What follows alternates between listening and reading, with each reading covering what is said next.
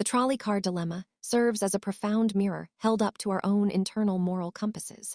When we are faced with the sudden, terrifying reality of a runaway vehicle hurtling toward 5 unsuspecting workers, the immediate urge is to intervene.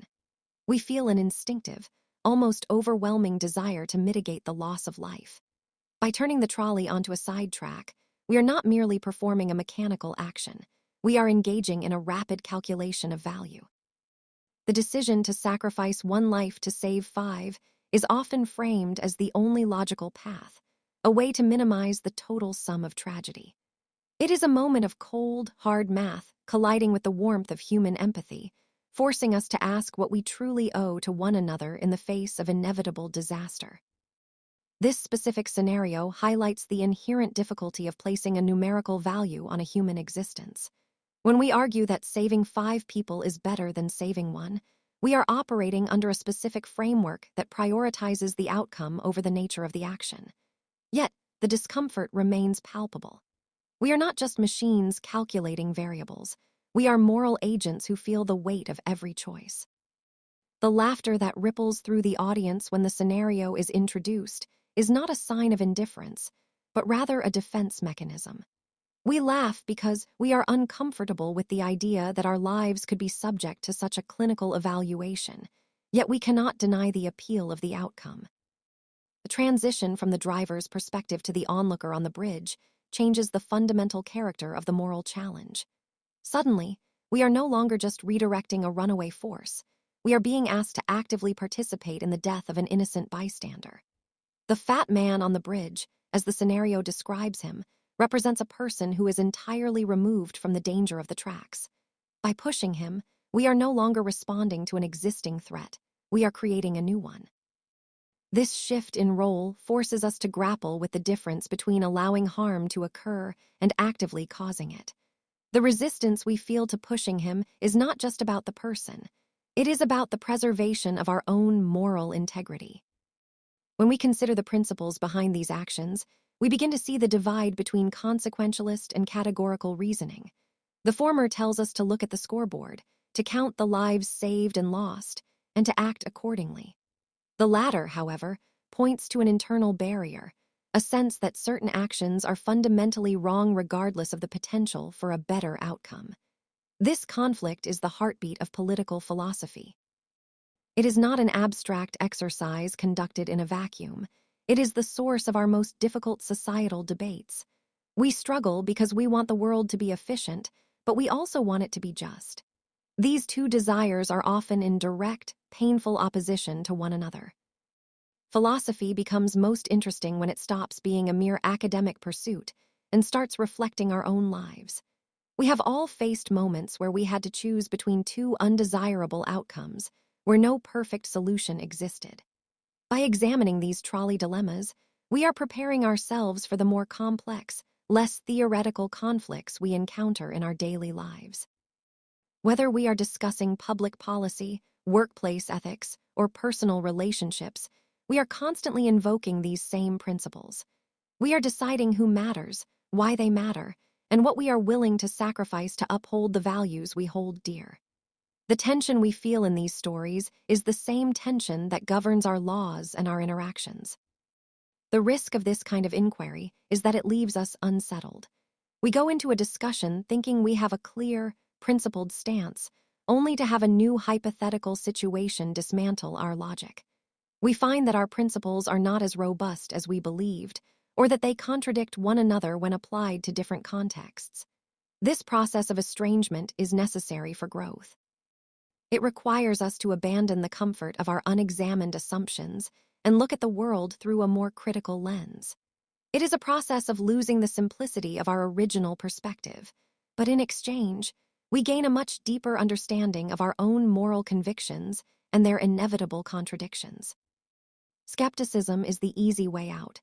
It is tempting to claim that because these questions have been debated for centuries without a definitive answer, they are therefore unanswerable and not worth our time. However, this dismissiveness is a trap. The very fact that these questions have persisted across generations suggests that they are central to the human experience. We cannot simply walk away from them because we live the answers every single day. Every policy we support, every choice we make, and every stance we take is a reflection of our underlying moral philosophy. To avoid thinking about these issues is to live an unexamined life, guided by habits rather than by conscious, deliberate judgment. As we move forward in this journey, we must be prepared to be challenged. The objective is not to find a single, universal answer that will satisfy everyone, but to awaken our capacity for moral reasoning. We must learn to look past the surface of our immediate reactions and investigate the logic that drives them. This is not meant to be a comfortable experience. It is designed to be restless, to keep us questioning, and to force us to confront the reality that there are rarely simple solutions to complex moral dilemmas. The goal is to develop a more rigorous, self-aware approach to the choices that define who we are and what our society represents. The connection between the classroom and the outside world is crucial. If philosophy remains trapped in the pages of old books, it loses its power to inform our actions. By constantly tying abstract concepts to contemporary debates like free speech, inequality, and medical ethics, we ensure that we remain grounded in reality. This approach reminds us that our intellectual struggles have real-world consequences. We are not just debating in a classroom. We are learning how to be better participants in a democracy. We are learning how to weigh competing claims, how to articulate our values, and how to remain open to the perspectives of others, even when we strongly disagree. The history of political philosophy is a story of human struggle. From the ancient Greeks to the thinkers of the Enlightenment, philosophers have been trying to make sense of the world and our place within it. By reading their work, we are joining a conversation that has spanned thousands of years. We are taking our place in a long line of people who have grappled with the same fundamental questions. This gives us a sense of perspective. It reminds us that our modern problems are not entirely unique and that we can learn from those who came before us. Their insights are not just historical artifacts. They are tools that we can use to navigate the complexities of our own time. We often think that philosophy will make us better citizens. While it might, we must also be willing to consider the possibility that it could make us more critical, more difficult, and more prone to questioning established norms. This is not necessarily a bad thing. A healthy society needs people who are willing to look beneath the surface, to challenge conventions, and to hold those in power accountable. The danger of philosophy is actually its greatest strength. It prevents us from becoming complacent. It demands that we justify our beliefs and that we take responsibility for the principles that guide our lives. This is the true work of a citizen in a free, open society. The figure of Socrates remains the archetype of the philosopher as an irritant to the established order. His refusal to accept conventional wisdom, his insistence on the examined life, and his eventual execution by the state serve as a constant reminder of the stakes involved in philosophical inquiry. When we ask questions that challenge the foundations of our society, we are, in a sense, echoing his pursuit. We are taking the risk of being misunderstood, being labeled, or simply being seen as a nuisance. But this is the price of seeking truth. It is a price that is worth paying if we are to escape the comfort of a life dictated entirely by the expectations of others. The restlessness of reason is a powerful concept. It implies that our search for truth is never fully complete. We may find temporary answers, we may develop frameworks that work for a time, but we must always be prepared to revisit and revise those answers as we encounter new information and new circumstances. This is the hallmark of a mature intellectual life. It is the opposite of dogma. It is a commitment to a process of continuous learning and growth. If we can maintain this state of intellectual restlessness, we will be much better equipped to handle the rapid changes and the unpredictable challenges of the 21st century. We also see the importance of stories in moral reasoning.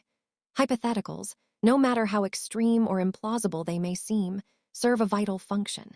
They strip away the complexities of our real-world lives and force us to confront the core of a dilemma. They act as a laboratory for the mind, allowing us to test our intuitions and see where they lead. The trolley scenarios are so enduring because they capture the essence of a conflict between two deeply held values. They do not give us the answers, but they force us to see the problem more clearly. And once we see the problem clearly, we are in a much better position to address it in our own lives. The role of the teacher in this context is to act as a guide rather than a lecturer. Their job is not to tell us what to think, but to provide the tools we need to think for ourselves. By asking the right questions, by pushing back against our assumptions, and by presenting us with different perspectives, they help us to sharpen our own critical thinking skills. This is a collaborative process. We learn from each other as much as we learn from the material. The exchange of ideas, the debate, and the push and pull of different viewpoints are what make this kind of learning so effective and so memorable. There is a certain humility required in philosophy. We must accept that we do not have all the answers and that our own perspective is limited. We must be willing to learn from those who see the world differently. This is essential for constructive dialogue. If we approach every conversation as a battle to be won, we will never grow. If we approach it as an opportunity to understand, we open ourselves up to new ideas and new possibilities.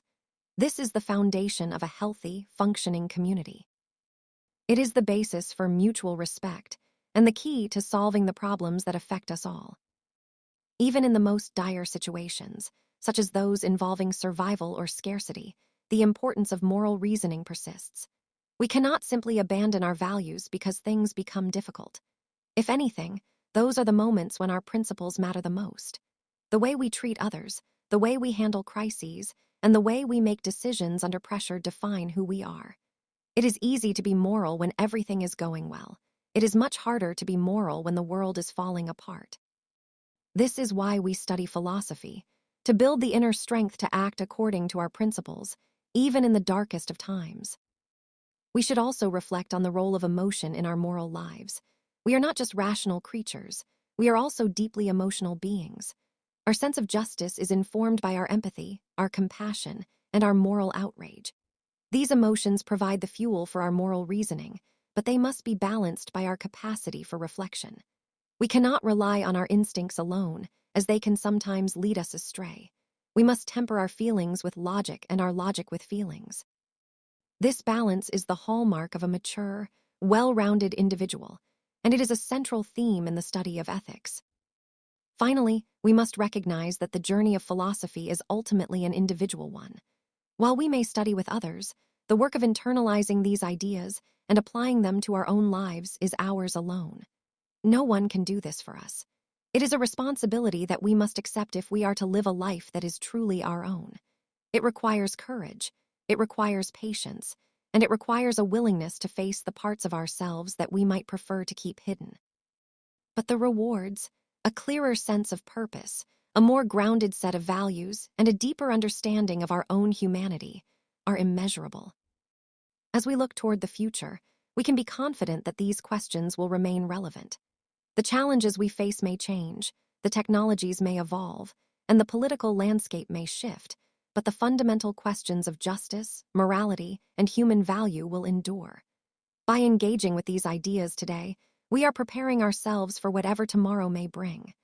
We are building a foundation that will support us through the inevitable uncertainties of life. We are committing ourselves to the path of the examined life, and in doing so, we are participating in the most ancient and the most important of all human endeavors. Part 2. The evolving landscape of ethical inquiry. The transition from the classroom, where these scenarios are debated, to the real world, where they are manifested, requires a shift in perspective. In the lecture hall, we have the luxury of time and the safety of abstraction. We can play with variables, manipulate the circumstances, and explore the edges of our logic without immediate, real-world consequences. However, when we step outside, the consequences are immediate and often irreversible. The tension between theory and practice is constant, and it is here that we truly test the mettle of our ethical frameworks. We find that the elegant theories we discuss in the classroom often struggle to account for the messiness, the unpredictability, and the emotional complexity of actual human existence. Consider the medical dilemmas mentioned, where a doctor must choose between saving 5 lives or 1. While the core of the issue, 5 versus 1, remains the same as the trolley scenario, the context introduces layers of professional duty and societal trust. A doctor is bound by a specific code, a promise to do no harm, and a duty to prioritize the well-being of their patients. When these duties collide with the desire to save the greatest number of people, we are forced to reevaluate our definitions of justice. Is it justice to sacrifice the one, or is it justice to uphold the sacredness of the individual? The ambiguity of the answer is not a failure of our logic. It is a reflection of the deep, often irreconcilable values that we hold as a society. The introduction of the healthy patient in the transplant scenario brings an even more visceral response. We recoil at the thought of a surgeon violating the sanctity of an innocent person to save 5 others. Yet this scenario is simply an extension of the same logic we used for the trolley. If the result is what matters, why should it matter how the result is achieved? The intensity of our reaction indicates that we are not solely consequentialists. We hold certain rights, certain boundaries, and certain moral absolutes that transcend the simple arithmetic of outcomes. This realization is a major step in our self-knowledge. It reveals that we are, in reality, a complex blend of competing ethical instincts. These discussions are not intended to resolve our moral uncertainty, but to embrace it. We live in a world that is obsessed with finding quick solutions to complex problems, but some problems are not meant to be solved in a final, definitive sense. They are meant to be lived with, reflected upon, and carefully considered. When we accept that there is no perfect, all-encompassing answer to these dilemmas, we stop looking for shortcuts and start engaging with the substance of the conflict. This shift in mindset is crucial for political and social progress. It allows for a more nuanced dialogue where we acknowledge the weight of the trade-offs we are making and the values we are potentially compromising. The role of the thinker, the philosopher, or the concerned citizen is to stay in that space of uncertainty, to refuse the comfort of easy answers, and to keep pushing for a better, more thoughtful understanding. We must be willing to hear views that challenge our own, even if those views make us uncomfortable. It is precisely in those moments of discomfort that we are most likely to learn something new. By engaging with the history of these ideas, with the arguments of thinkers like Mill, Kant, and Aristotle, we gain access to a treasure trove of wisdom that can help us refine our own thinking. We don't have to reinvent the wheel. We can build upon the foundations that others have laid before us. The risk of becoming worse citizens by engaging in philosophy is worth noting. As we distance ourselves from convention and start questioning the structures of our society, we may find ourselves at odds with the status quo. We may become more critical of our leaders, our laws, and our institutions. Some might interpret this as a loss of faith or a decline in civic commitment, but in reality, it is the opposite. A citizen who questions is a citizen who is engaged. A citizen who demands justification for policy is a citizen who takes their responsibility seriously. The process of questioning is not a sign of weakness. It is a sign of a robust, healthy intellectual life that is vital for a flourishing democracy. This process also forces us to confront the role of power in our moral reasoning. Who gets to decide the right thing to do? Who benefits from our moral judgments, and who bears the costs? These are essential questions in any discussion of justice. We cannot analyze ethics in a vacuum. We must consider the context of the world we live in. We must be aware of how our own biases, our own experiences, and our own position in society influence the way we view these problems. This awareness is not meant to paralyze us. It is meant to make us more careful, more thoughtful, and more responsible in the way we act and in the way we advocate for change. The beauty of the restlessness of reason is that it allows us to keep moving forward. We don't have to be stuck in our current understanding. We can keep learning, keep refining, and keep growing as individuals and as a society. This is a journey that never ends, and that is precisely what makes it so rewarding. Every time we encounter a new challenge, we can apply the lessons we've learned, we can revisit our principles, and we can make better, more informed choices. We are not static. We are dynamic, and our capacity for moral growth is one of our most important assets as a species. This is why we must continue to talk, to debate, and to disagree. The goal of these discussions is not to create a consensus where everyone thinks the same thing. That would be boring and, ultimately, unhealthy. The goal is to create a community where we can disagree without being disagreeable, where we can engage in a civil, thoughtful exchange of ideas, and where we can work together to build a society that is more just, more equitable, and more humane. This is the challenge of our time, and it is a challenge that we are all called to meet in our own unique way. It is helpful to remind ourselves that we are not the only ones to have struggled with these issues. Every generation has had its share of ethical dilemmas, its own set of challenges, and its own debates about the right thing to do. By connecting with the past, we gain a sense of belonging to a larger, ongoing human project. We are not alone in our confusion, our doubt, and our desire for a better world. We are part of a long, rich, and intellectually rigorous tradition that has always sought to make sense of the human condition and to improve the world we live in. The use of hypothetical scenarios is also a form of empathy training. When we put ourselves in the position of the driver, the onlooker, or the surgeon, we are practicing the act of imagining the experiences of others. We are forced to consider the weight of their choices and the implications of their actions. This is a vital skill for anyone who wants to live a life of moral integrity. It is not just about our own choices. It is about our ability to relate to the people around us and to understand the different factors that influence their behavior and their decisions. This also relates to the concept of public policy.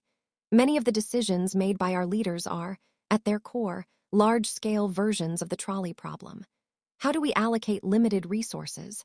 How do we balance the needs of the many against the rights of the few? How do we measure the value of a life in terms of economic or social gain? These are not easy questions, and there are no simple answers.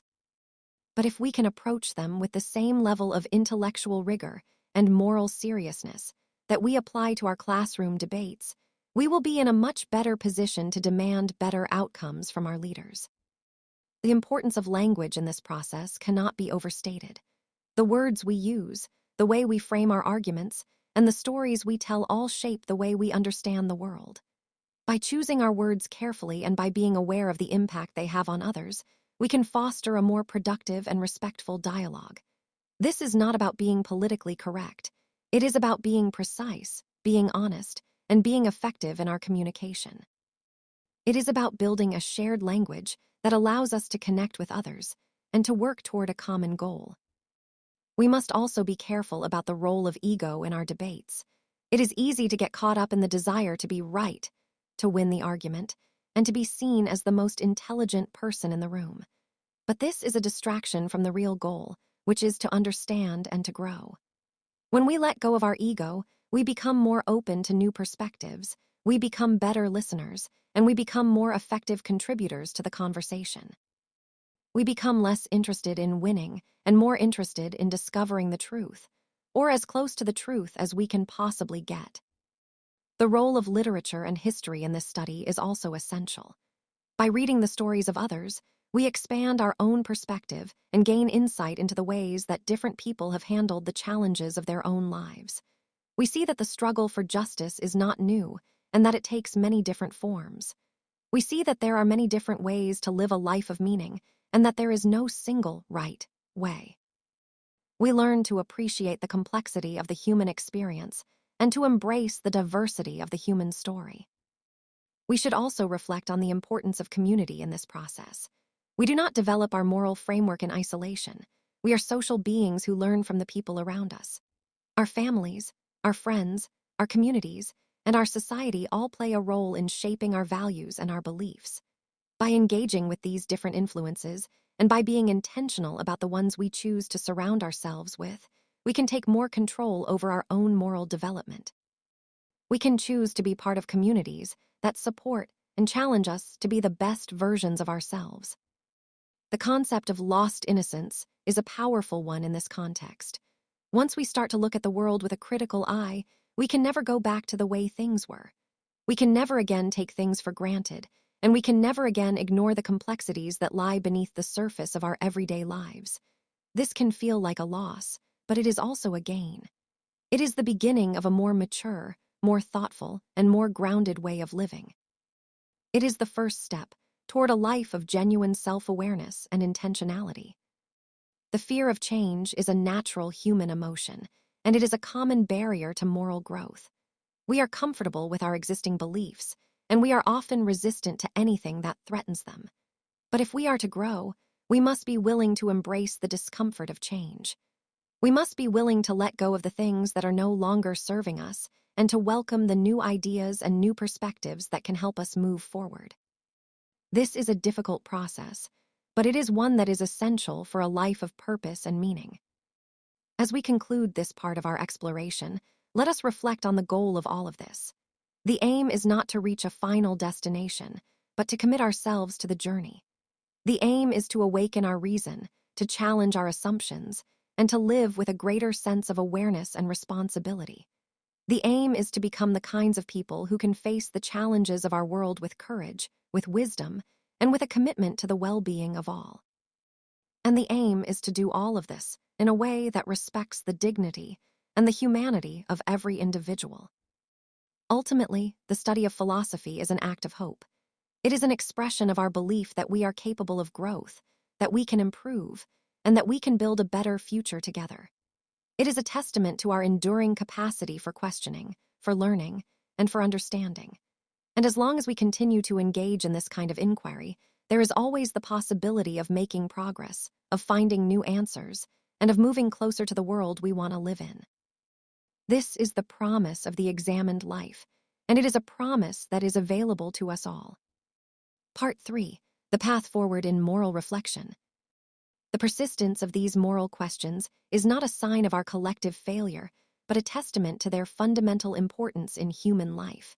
When we revisit the trolley car or the organ donor scenarios, we aren't just repeating a boring exercise. We are returning to the core of what it means to live alongside others. Our ongoing struggle with these hypotheticals keeps our moral muscles limber.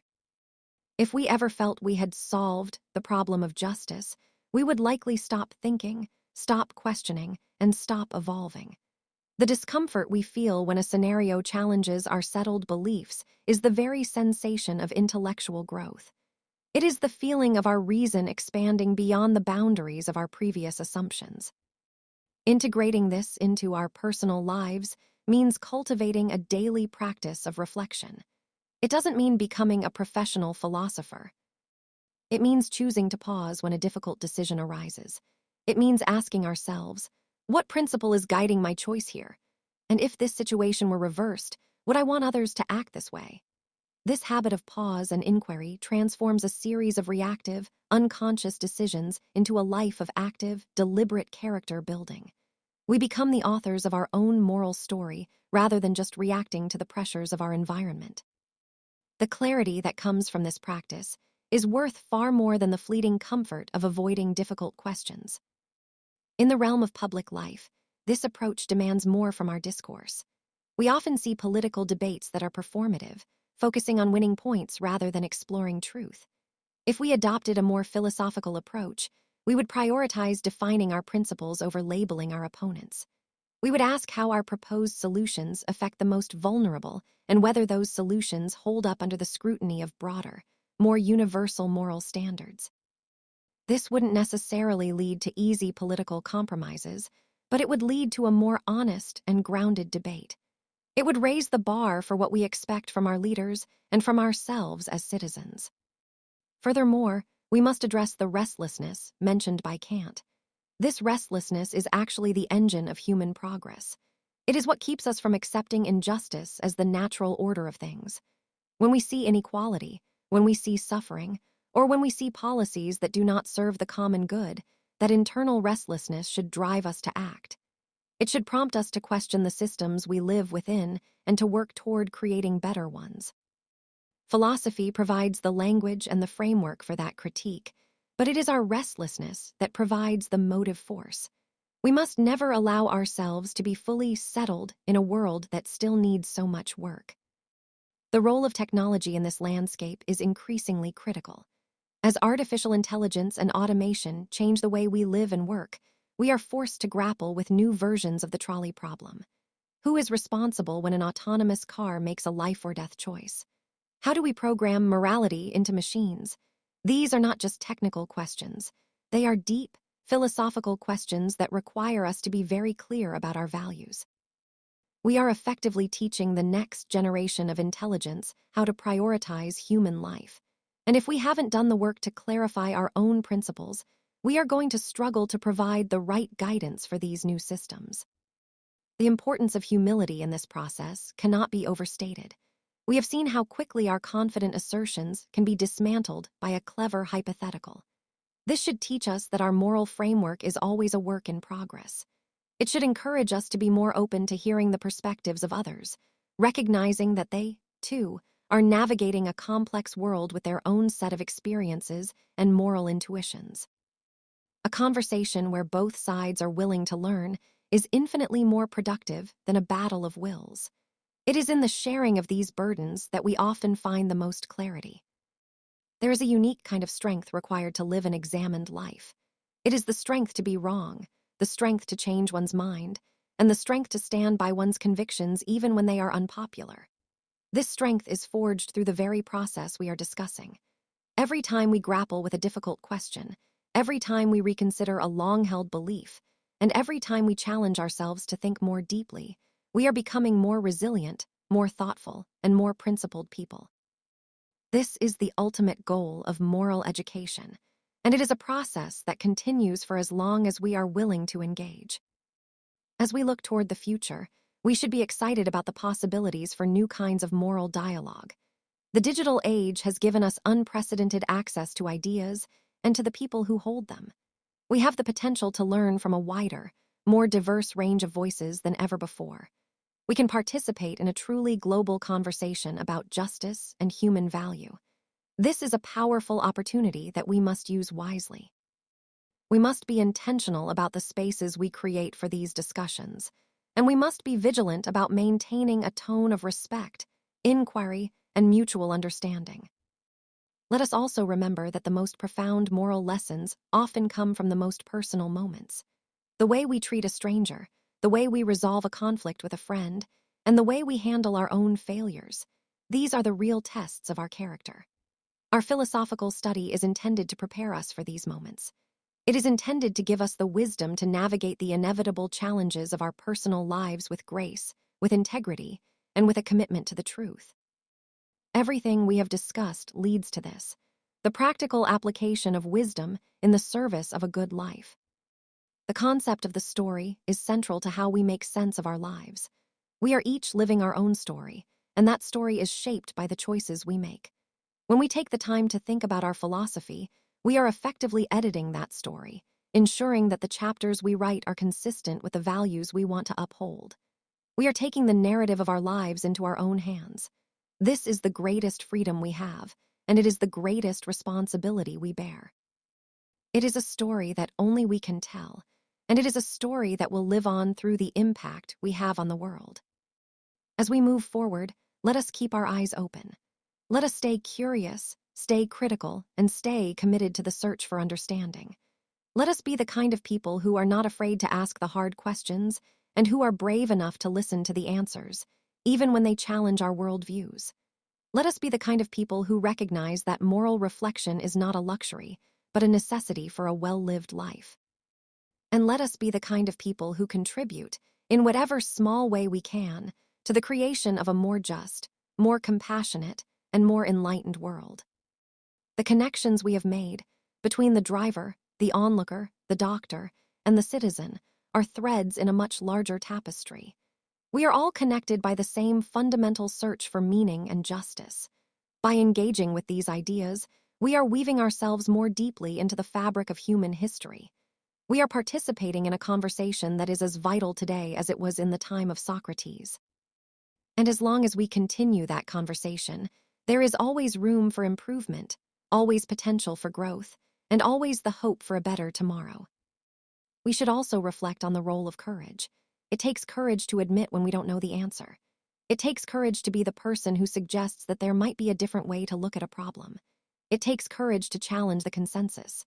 But it is this very courage that makes progress possible. Without it, we would be stuck in a cycle of repetition, never growing, never learning, and never truly living the lives we were meant to lead.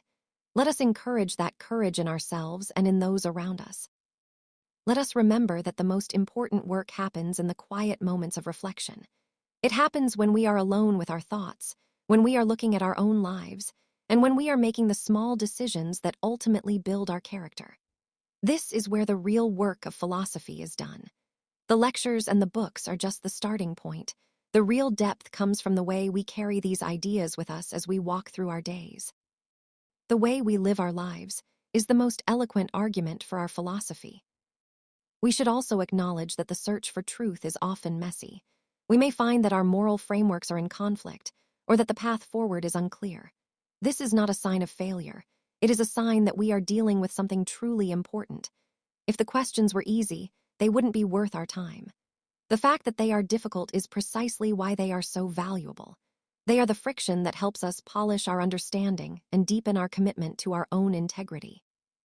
We are fortunate to live in a time where we have access to so much information and so many perspectives. We should use this opportunity to broaden our horizons and to challenge our own assumptions. We should be willing to listen to voices that are different from our own, and we should be willing to learn from the experiences of people who live in different parts of the world, under different circumstances. The more we do this, the more we will understand the true meaning of justice and the true value of the human life. The beauty of philosophy is that it is never finished. It is a process of discovery that lasts a lifetime. We will never reach a point where we have all the answers, and that is a good thing. It means there is always more to learn, always more to discover, and always more to explore. It means that we can continue to grow and evolve as long as we are willing to stay on the path. This is the true journey of the examined life, and it is a journey that is well worth taking. Let us commit ourselves to this journey with a sense of wonder and a sense of responsibility. Let us stay curious, stay open, and stay engaged. Let us be the kind of people who are always searching for a better, more thoughtful way to live. And let us be the kind of people who contribute to the creation of a world that is more just, more equitable, and more humane for all. This is the ultimate goal, and it is a goal that is well within our reach if we continue to work together. Finally, let us reflect on the gratitude we should have for the ability to think, to reason, and to engage with one another in this way.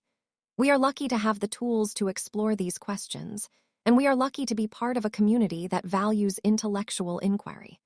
Let us use these gifts to make the world a better place. Let us use our reason to solve problems, our empathy to bridge divides, and our commitment to justice to create a society where every person is treated with the dignity and respect they deserve. This is the end of our current exploration, but it is only the beginning of our journey. There is so much more to discover, so much more to discuss, and so much more to experience. Let us carry these questions with us. Let us think about them as we go about our days, and let us be ready to share what we have learned with those around us. This is how we grow, this is how we connect, and this is how we build a life of purpose, of passion, and of profound significance.